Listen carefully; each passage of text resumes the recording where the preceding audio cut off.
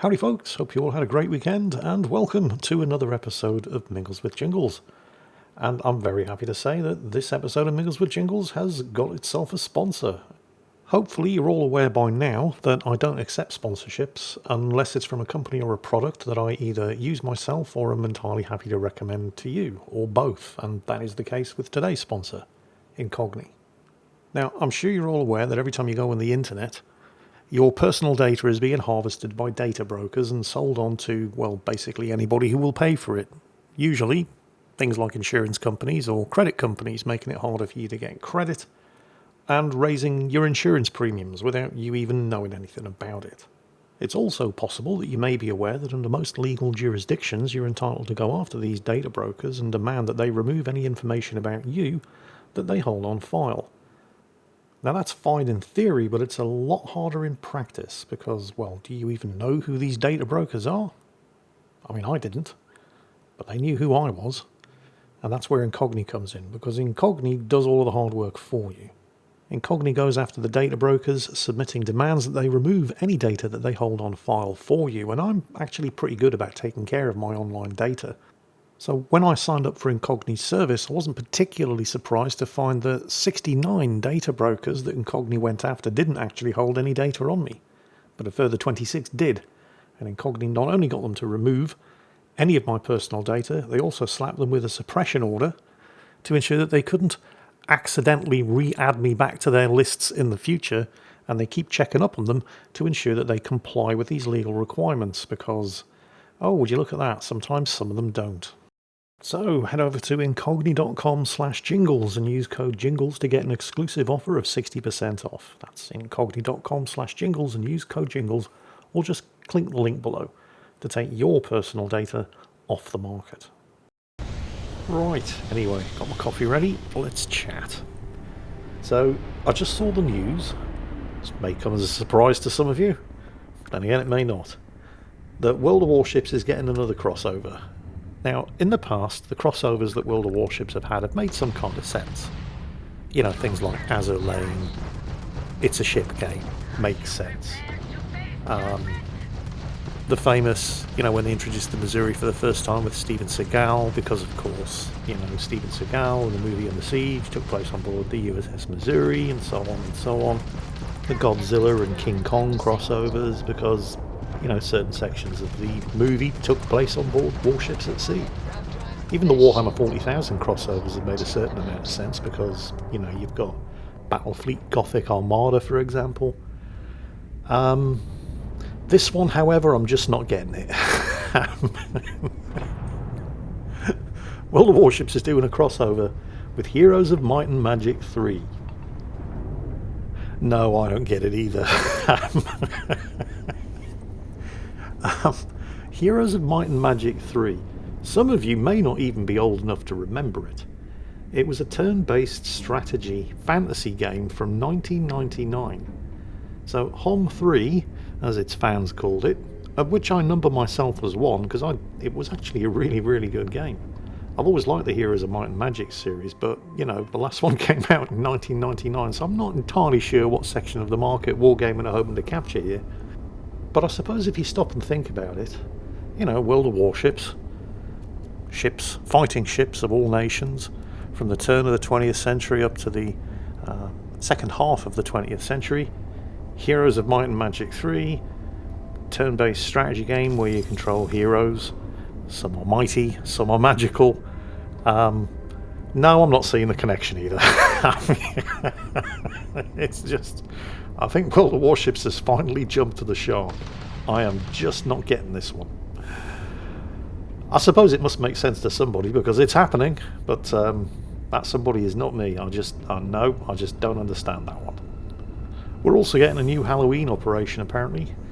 You know, the old Battleship Rasputin thing that carried over from previous Halloween events. And the Halloween events are usually pretty good. But I love PC Gamer's take on this. They said, it's called The Last Voyage of Transylvania, and it'll task players with escorting the ship Transylvania on a mission to destroy the portal that's letting evil into the world. You know, it's just possible that maybe World of Warships isn't an entirely serious military simulation. Yep, they nailed it. Anyway, moving on. So, apparently there's a game coming out called Don't Scream. They really nailed it with a title on that one. It's like Don't Starve. You know, absolutely everything that you need to know about the game just from the title. Now, as you probably guessed from the title, it's a survival horror game. Although it does have a couple of interesting concepts, none of which are particularly new, but I don't think they've ever really been combined in a game before. It's kind of like a found footage game, a bit like the Blair Witch Project, except with only 18 minutes of runtime. You explore a forest with a camcorder. Here's the thing, 18 minutes, it doesn't sound like long, but time only advances when you move. So that's an interesting hook. But the other thing that they do, and the reason why it's called Don't Scream, is you're supposed to play the game with a microphone. Now again, it's not the first game to take this kind of mechanic. There were versions of Alien Isolation where if you played with a microphone, the alien could hear you. So if you ducked into a locker to hide, because there was an alien in the room with you, you kind of had to hold your breath, or at least not make any noise, otherwise the alien would hear you through the microphone that you were using. And Don't Scream's kind of the same. Because while you're exploring this forest with your camcorder, again, you have to calibrate your microphone before you start playing. I mean, you don't have to, you can play without the microphone, but you're kind of missing the point. Because if you scream, you get caught and it's game over. If you even make a loud gasp, right, you're buggered. So no, I probably won't be playing it. But it's an interesting concept. Actually, it's a couple of interesting concepts. And I thought you might like to hear about it. Next up, and this is probably not going to affect too many of you, but it may affect some, so it's worth mentioning, and even if it doesn't affect you directly, it's kind of amusing all the same. So if you have an AMD RX 7000 series graphics card, and you play Counter-Strike, you might not want to update to the latest version of the graphics card drivers, and if you do, do not, under any circumstances, activate the anti-lag feature, because you'll get banned from Counter-Strike if you do. So this anti-lag plus feature, which again is only supported in RX 7000 series cards from AMD and newer, it minimises input lag, as the name would suggest, by, and I'm quoting here, applying frame alignment within the game code itself. Within the game code itself, by the way, is the important part, allowing for a better frame syncing, which leads to even lower latency and great gaming experiences. So that's a quote direct from the AMD website, but it's actually kind of naughty because it applies frame alignment within the game code itself. It messes around with the game code. And this, of course, triggers Valve's anti-tampering software and results in an automatic ban if you're trying to play Counter-Strike with AMD's latest anti-lag driver feature. I've no idea how AMD ever thought messing around with the code of the game that you were playing was ever going to be a good idea, but apparently they did, and, well, if you activate this feature and you play Counter-Strike, it will bite you in the arse. Valve does not plan to adjust their anti-tampering software, because why should they? They didn't create the problem. Instead, they plan on waiting for AMD to unscrew whatever it is that they screwed in their latest driver patch. If you have been affected, i.e. banned, as a result of using an RX 7000 or newer card, and updating to the latest drivers, and using the anti-lag plus feature, you're going to have to wait for AMD to sort the problem out. At which point Valve will start addressing all of the bans that got handed out as a result of AMD being naughty, and, well, yeah, I mean that seems fair. In the meantime, if this hasn't already affected you, but you do play Counter-Strike and you haven't yet updated your drivers for your AMD graphics card, by all means, go ahead and do so, but do not turn on the anti-lag plus feature. In other news, and this time it is actually in the news, Arma 3 is... I mean, you can't really blame Bohemia Interactive for this one, and it's certainly not the first time it's happened. But in the wake of the Israel-Hamas war that just bust out in the Middle East, people are once again using Arma 3 footage as disinformation on social media, and it's not the first time it's happened either. Back during the initial stages of the invasion of Ukraine, Arma 3 footage was actually broadcast on, in particular, an Indian news channel who broadcast on television some battlefield footage from Ukraine that wasn't actually battlefield footage, it was game footage from Arma 3. Admittedly, game footage that had been specifically doctored in order to be presented as fake battlefield footage from Ukraine, but, well, they fell for it. Do you remember the days when journalists used to actually check their sources? Yeah, me neither. It's not just Indian news, of course, and it's not the first time it's happened. The British ITV television network in 2011 included footage of a helicopter being shot down by the Irish Republican Army using weaponry provided by Colonel Gaddafi of Libya. It was actually an Arma 2 gameplay clip. This broadcast on British television news. Well, it is of course happening again, this time using Arma 3 footage. British Broadcasting Corporation journalist Cheyenne, I'm not even going to attempt to pronounce that surname, but they've documented multiple instances of Arma 3 footage being used in false reports on Twitter and TikTok about the war between Israel and Palestine. And the thing is, I mean, you can kind of understand why people might fall for it, because, you know, you apply a couple of filters over some Arma 3 gameplay footage and it does look pretty damn realistic. But at the same time, I mean, some of these images that are being used, if you just take a second to stop and think about what you're actually looking at, you can tell that it's bullshit. That's not stopping them from racking up millions of views on social media though, and actually being tweeted by people who really should know better. This one, for example, posted by far-right British politician Paul Golding, racking up 1.7 million views overnight, claiming to show footage of... Strap yourselves in for this one, alright, because you're going to need to be sitting down and secured. Claiming to show footage of Israeli F-22 Raptors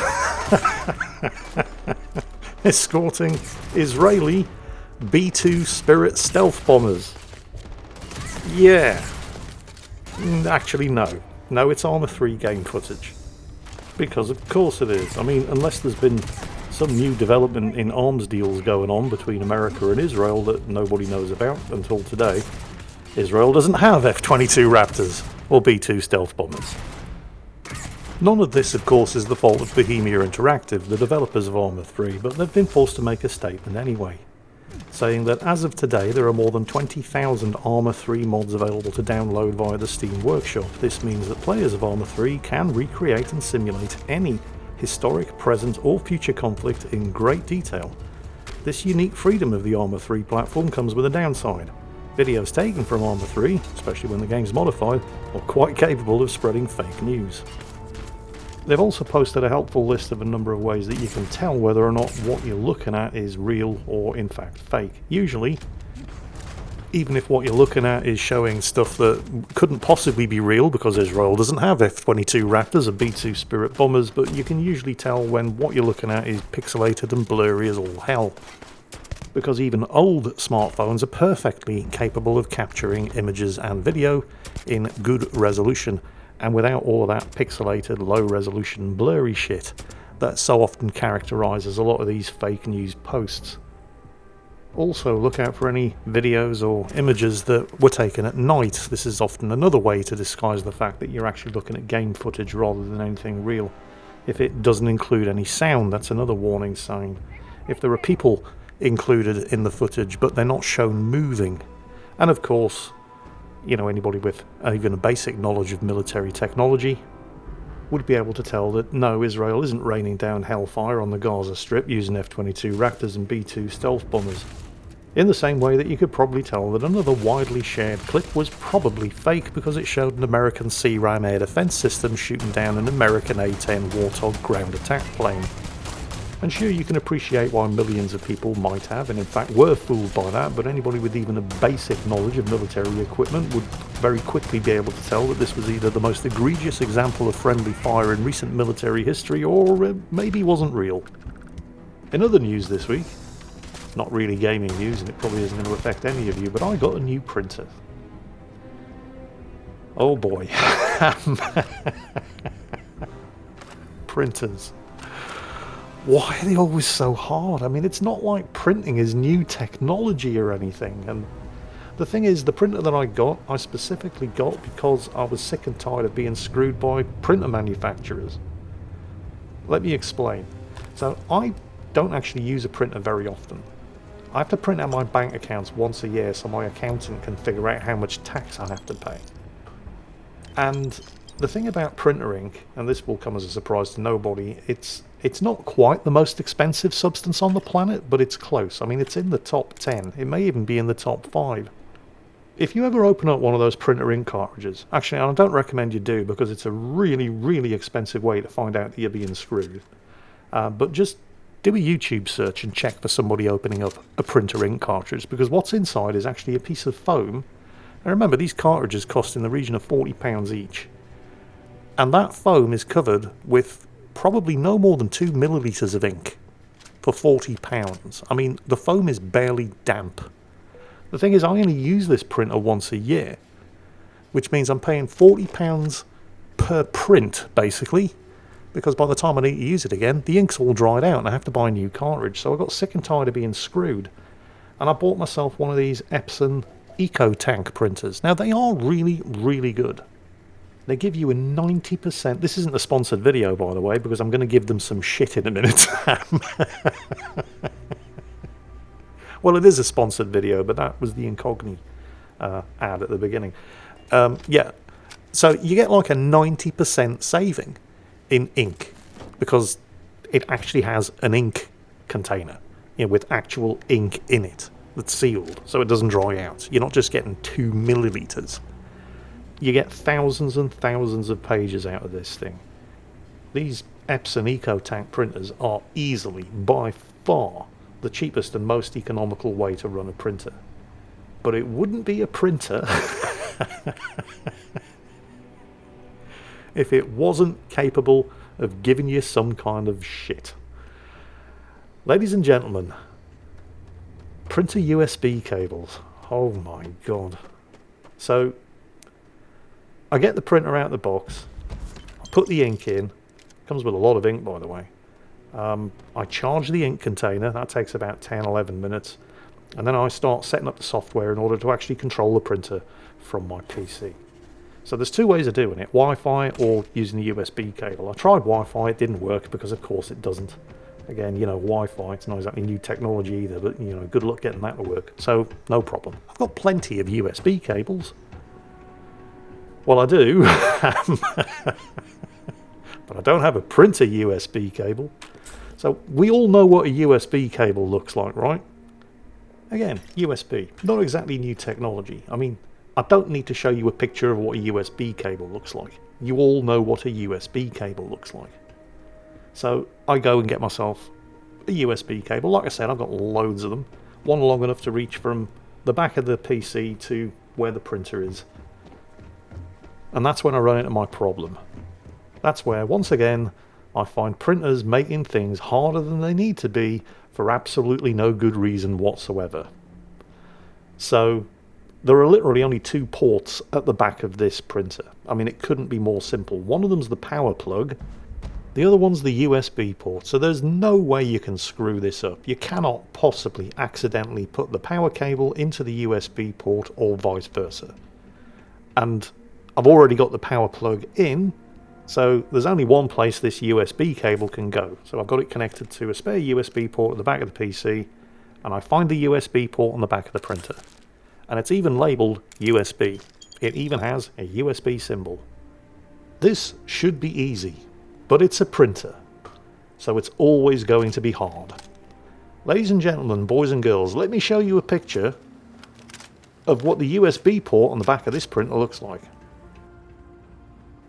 And here's the USB cable I had to buy in order to connect my PC to this printer. Turns out there are different kinds of USB cables.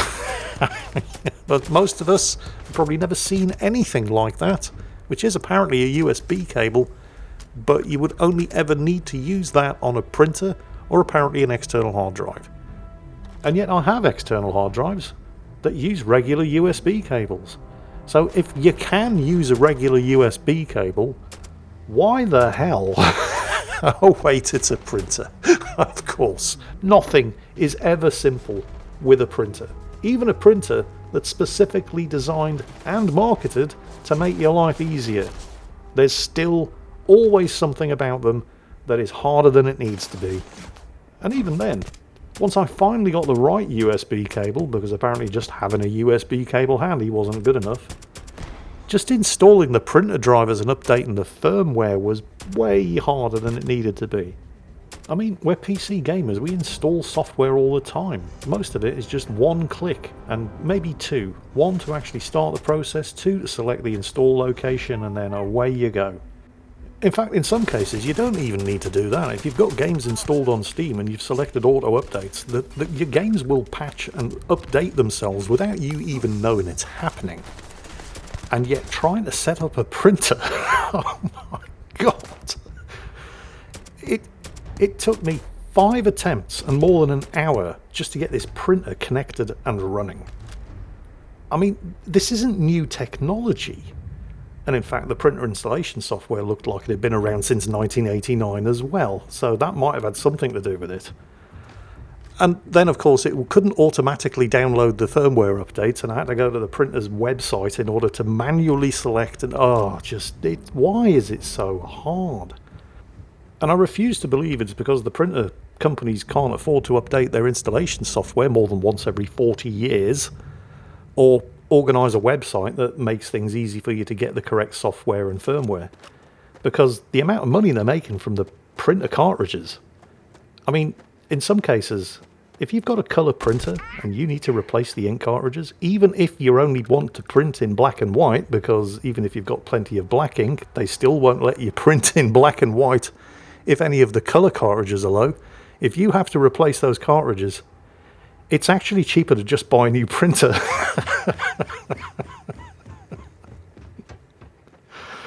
Oh, why is it so hard? I just don't get it. I tell you what, I've been waiting all week to get this out of my system. But I'm sure if any of you have ever had to set up, install, or resupply a printer, you know exactly what I'm talking about. Anyway, I think I'm done for the day. I've ranted enough. I hope you've enjoyed today's episode, and I hope you all had a great weekend, and hopefully I've given you something to talk about, rant about, laugh about, or cry about in the comments. Look forward to seeing you there, and as always, take care, and I'll catch you next time.